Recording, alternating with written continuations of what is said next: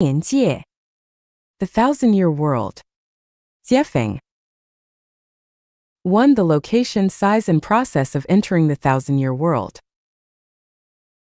Starting from the Earth, it takes us about 16 minutes time, the negative universe speed about 960 light-years, to reach the Thousand-Year World. The size is about 10 times that of the Earth. At the moment when the flesh body dies and human consciousness disappears, another consciousness is born. Suddenly you will have the feeling of weightlessness or floating. In fact, you are now in the space tunnel where you don't have fear. Instead, you have the pleasant, easy and wonderful feelings. You see no object, just the beams of color lines running backward. When you are about to reach the Thousand-Year World, you can dimly see there is a colorful bridge in the distance. At the moment when you see the colorful bridge, you will lose your consciousness again and fall into the sleep. When you regain your consciousness, you will first hear attractive celestial music. You open your eyes and find yourself lying in the arms of fairy, with the kindly people cheering around you. They are celebrating your birth, which means you are in the Thousand-Year World. 2. The geography in the Thousand-Year World. There are 5 continuous ridges in the Thousand-Year World with their height above 10,000 meters. There are more than 8,800 independent mounts with their height between 3,000 and 6,000 meters. There are 10 large rivers flowing into the vast and flat lake, which is greatly fertile. In this vast and flat lake, there are almost 100,000 islands. There are no deserts, Gobi deserts, or seas. Everywhere you can see the mountain streams, falls and lakes. A climate and plants.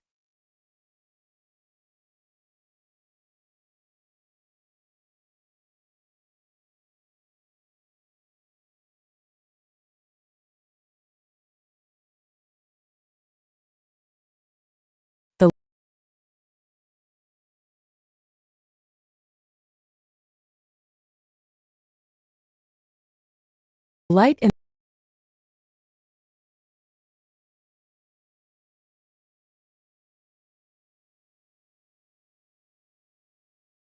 the Thousand-Year World comes from the distant planets. There is no sun, no day and night difference or no shadow. The temperature is almost stable. The sky is blue dotted with clouds, which change colors when floating and produce rich imaginations. There is no rainfall, snowfall, thunder or lightning. There is often the cloud and mist with mild temperature. There are numerous types of plants, including the straight pine trees standing several hundred meters, and the yellowwood with the tree crown covering a football court. The trees are everywhere on the mountains, islands, plains and canyons. They are not dense but green all the year. The flowers are blossoming all the time. A certain kind of flower can keep changing its color and give out different fragrance. The plants in the Thousand-Year World grow very slowly. It takes a leaf 3 years Earth time to grow up into its normal size. It takes a pear 10 years to be mature. The life longevity of all animals and plants are 10 times of that of the animals and plants on the Earth.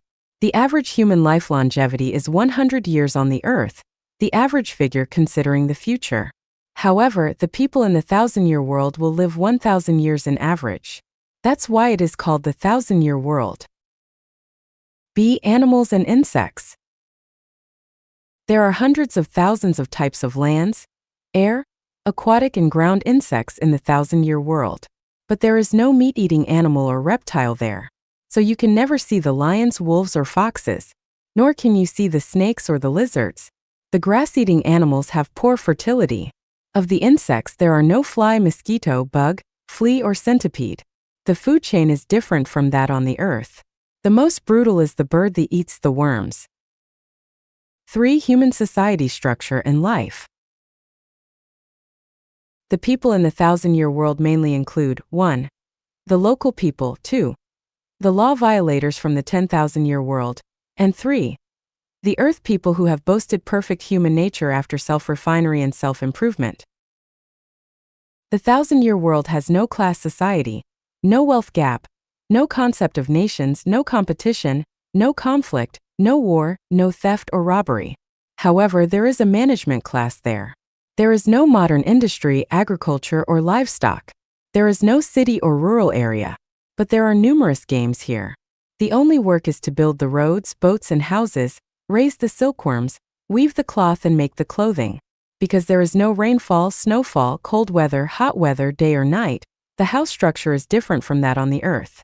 The people saw the wood with the rope made of a plant fiber. The wood of the houses is soft and easy to process. The roof is made by the large leaves of a solid plant. The wall is made of the dense red salix. The yard in front of the house is made by the unique flowers, grass and stones of all forms. The clothing is woven with very thin dyed silk. People wear this kind of light woven clothing, showing the celestial nature. The people living in the 1,000-year world don't eat meat. Their main food is the fruit, melon and half-mature cereal. Their drinks are made of the tea-like leaves soaked in the water together with honey. There are all year-round fruits and melons here. Because the total population is less than 200 million, 90% of the fruits and melons are eaten by the animals, birds and insects. The people in the 1,000-year world do not get married, so there is no clan or family here. They live in a society similar to the maternal society in some nations on the earth. People love each other quite randomly. They don't have frequent sex life as the earth people do. People only have 3 or 4 heat periods in a year. The women have low fertility and only have 1 or 2 kids in their life. Few women will have 3 kids. The labor of the men is mainly to build roads, houses and boats, while the women mainly look after the kids, raise the silkworms and weave the silk and cloth. 4. Ideology and values. Because they have the different objective existence from that on the earth, the people have different perceptions, feeling, thinking and other psychological activities from those on the earth. They don't have class, oppression, exploitation, wealth gap, political factions, religions or struggling. The mentality of the people is in constant peace. There is no such thing as the morals on the earth, no sense of factional conflicts or getting the upper hand. Everything is natural and instinctive. There is no jealousy. There is no need to run a plant, shop, restaurant, or hotel. The greatest fun of the people is to attend the collective work, followed by games and tourism. The supreme law is to avoid private ownership or waste. For instance, if you love a woman and want to take her, hinder her freedom and prevent her from having affairs with other men, you are violating the law. If you eat half of a pear and throw away the left half, you are wasting and violating the law. The biggest punishment for the violation is to prevent you from the collective work. The final retribution is that you will be downgraded to the mortal world after you live and die 1,000 years later. You will begin your sufferings in the new cycle of life as an earth person. 5 others. There is no congenital disease, infectious disease, or the disease caused by the food or labor. There is no psycho-disease caused by the tight human relationship or supply shortage. The people only die from the old age, not for any other reasons. There is no air crash, no traffic accident, no snake biting, shark attacking, no fighting, and no falling down the cliff. They reach their adolescent period when they are 100 years old. The youth lasts from 100 and ends at over 700. The self-refinery period lasts between 700 years till death. It is also the period when they begin to participate in the management of the 1,000-year world. People in the 1,000-year world know about the earth and its people. 6. Conclusion. The 1,000-year world is one with truth, goodness, and beauty. It is a world of love, peace, happiness, and the upgraded human nature. Undoubtedly, anyone with perfect human nature can go there because there is no quota.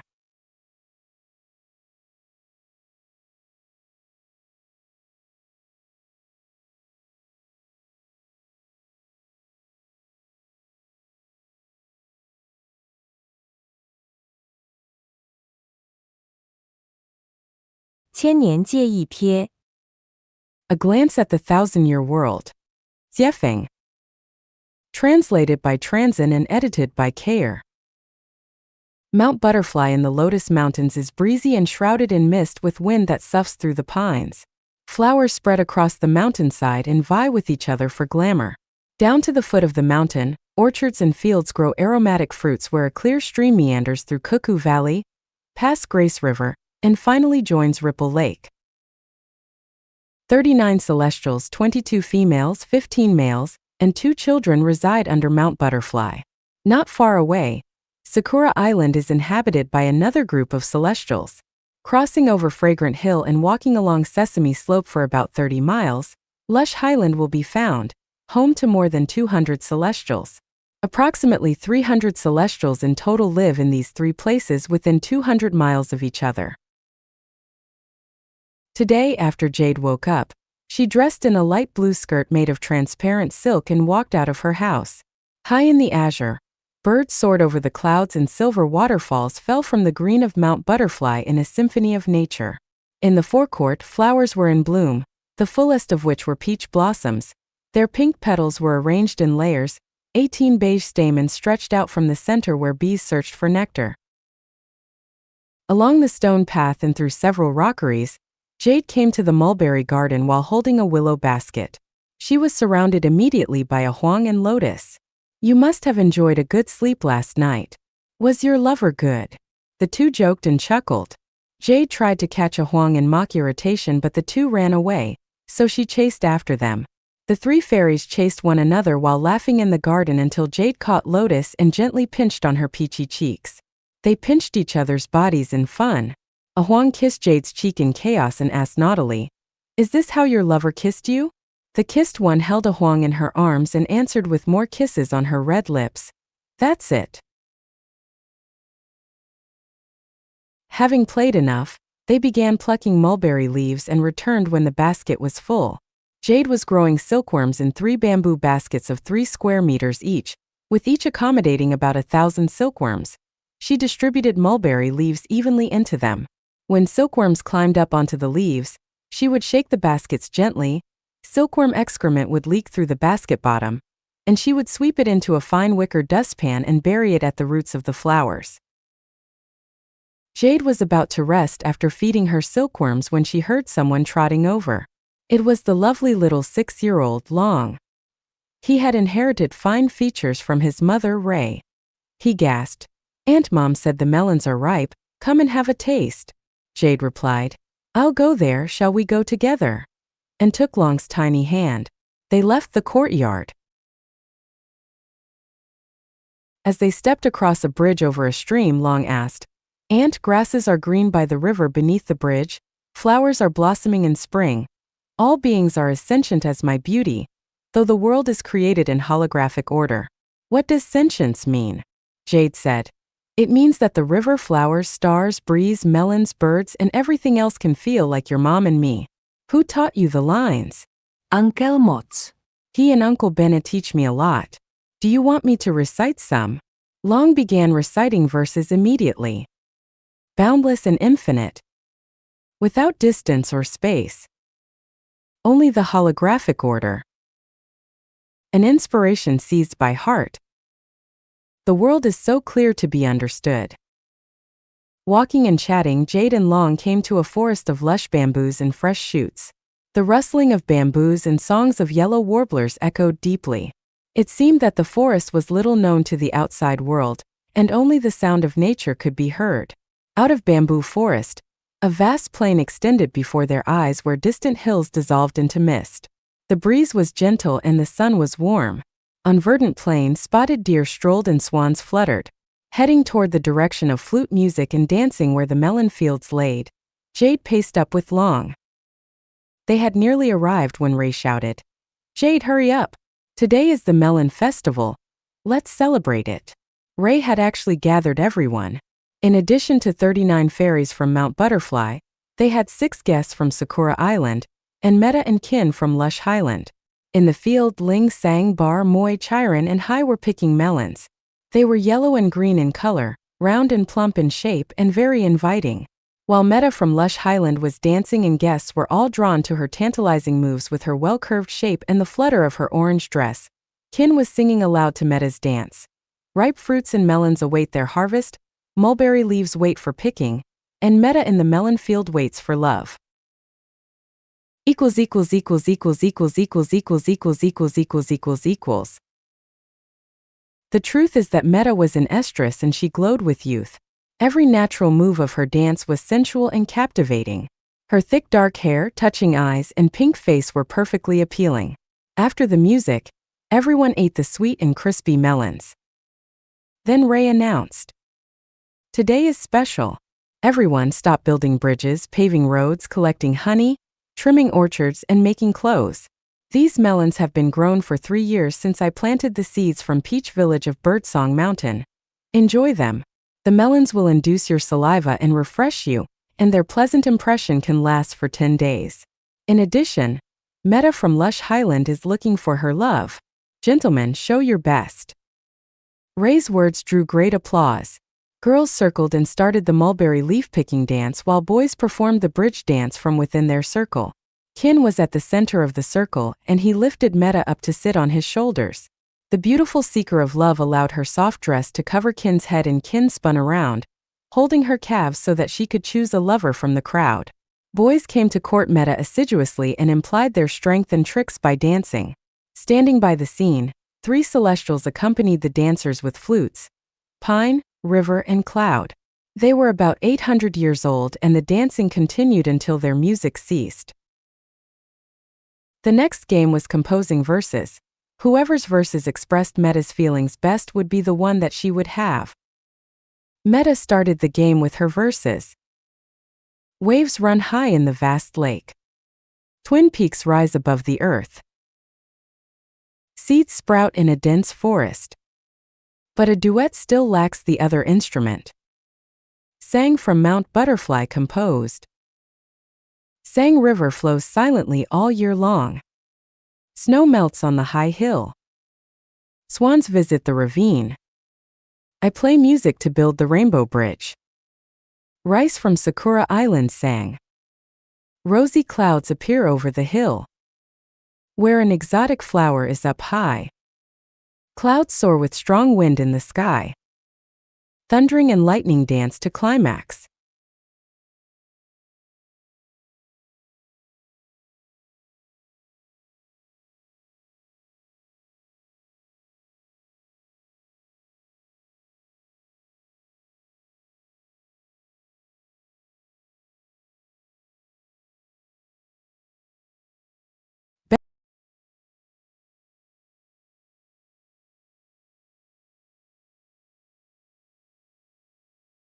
Becky from Mount Butterfly said, "A 1,000-year golden fir is in bud.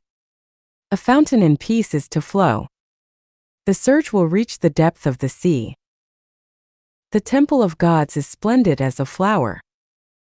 Chiswa from Mount Butterfly stepped forward. He bowed and sang, "I row with a paddle across Double Peak Valley. Get wet passing the jungles. Rising hills and streams appear. I find my way back and forth and reach heaven." Raisin from Sakura Island smilingly sang in an unhurried manner, "Endless springtime. The plum has blossomed for times to sing merrily and dance gracefully. Even the leafless ironwood can turn the world upside down with its charm." All the guests from Mount Butterfly and Sakura Island, excepting Pine and River, finished their turns. Meta had been limp and soft as a noodle. No one knew who she chose. Ray came to the scene. Ray was more than 600 years old. She was considerate, sophisticated, and respected. She smiled and said, "Jade, take Meta to your room to rest. Everyone else, come to Entertainment Garden. Pine will lecture. Then we will guess riddles, play hide and seek, and tell stories."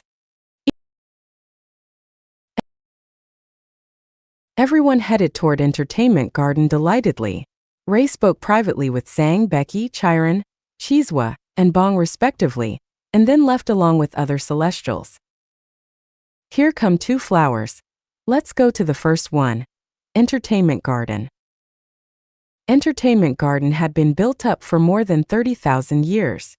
It has a square in the center, surrounded by 300 stone benches arranged in circles and covered with soft mats. Tree bonsai, rock bonsai, and flower bonsai are placed between them. Around the square is the clear blue ring lake.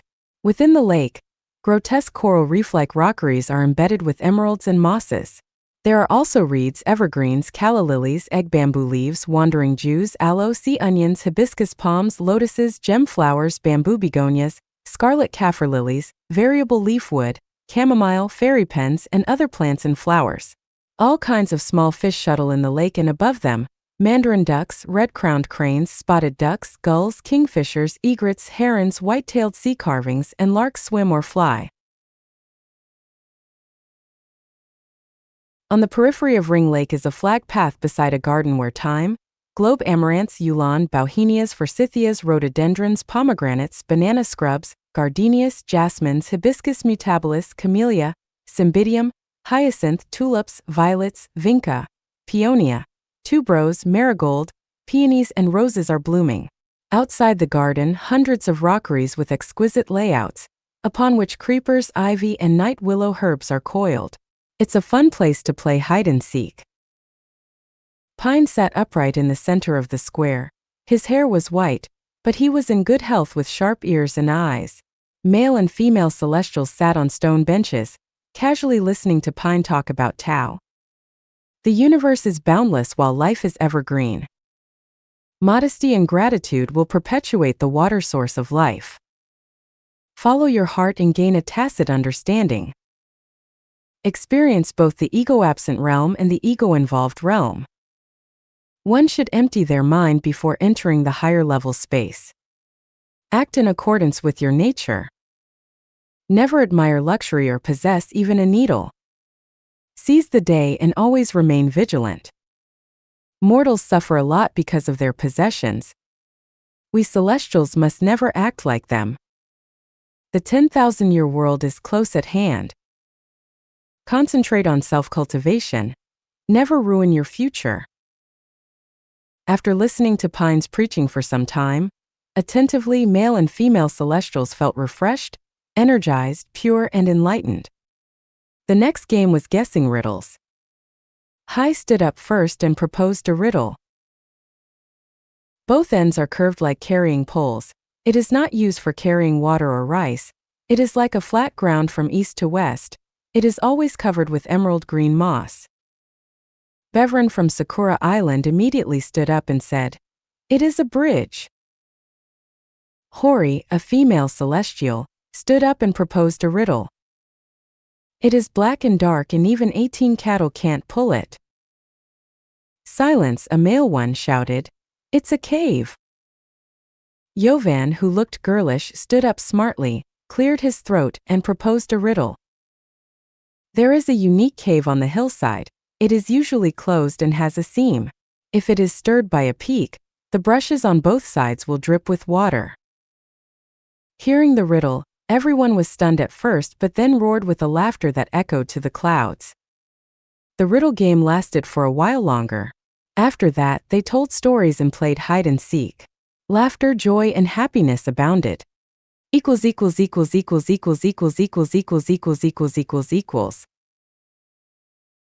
Meta from Lush Highland followed into Jade's bright and spacious room. Her walls, doors, and roof were made of bamboo and her silk curtains floated in the wind. Outside her rear window was the picturesque land of splendors, where red-crowned cranes dancing trippingly, sweet flowers, and tweeting birds can only be described by one word: beautiful. Several bamboo deck chairs lined her room. Her wide bamboo bed was covered with several layers of mats knitted with fragrant milkweeds as thin as threads. The mats emitted a refreshing fragrance. It was soft and comfortable to lie upon. The pillow made of flexible lotus roots was yellowish and elegant. Jade knew that Meta could not hold it at that moment, so she patted on Meta's plump hips and left. Due to their life structures, women in the 1,000-year world generally had no sex lives. Their menstrual cycles were different from those of mortals, only occurring once every 3 months. A few days before their cycles would end were their estrus periods, so they desired intimacy only 3 or 4 times per year. That which flows constantly will form a small murmuring stream, but that which does not will accumulate and become a reservoir. It is quiet when closed, but after the gate opens, waves will surge and uncontrollable billows will dash against the sky that cannot be resisted by self-control. Meta was on the edge of such an explosion at that moment. Men in the 1,000-year world were completely different from women. They could display their elegant demeanor at any time and control their lust totally.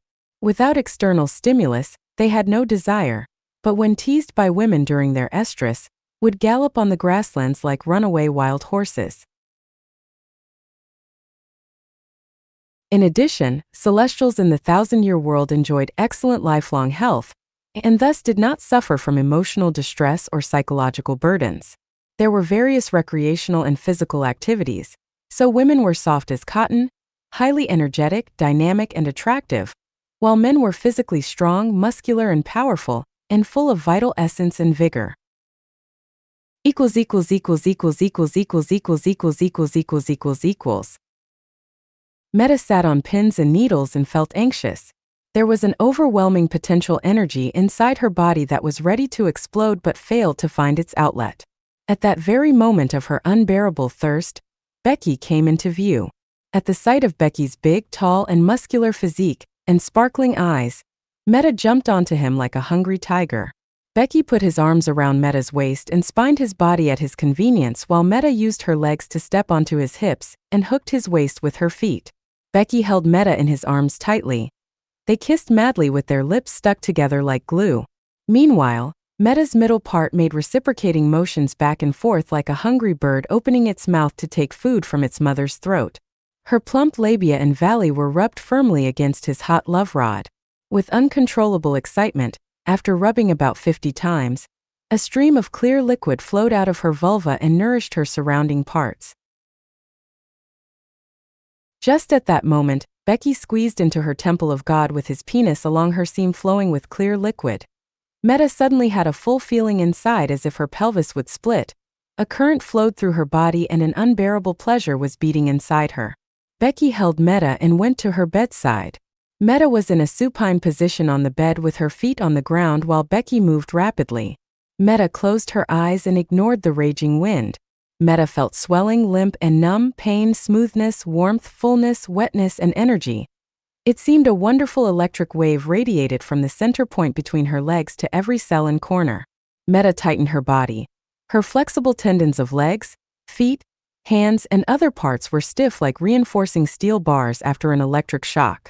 The gate had opened and the flood poured out along it.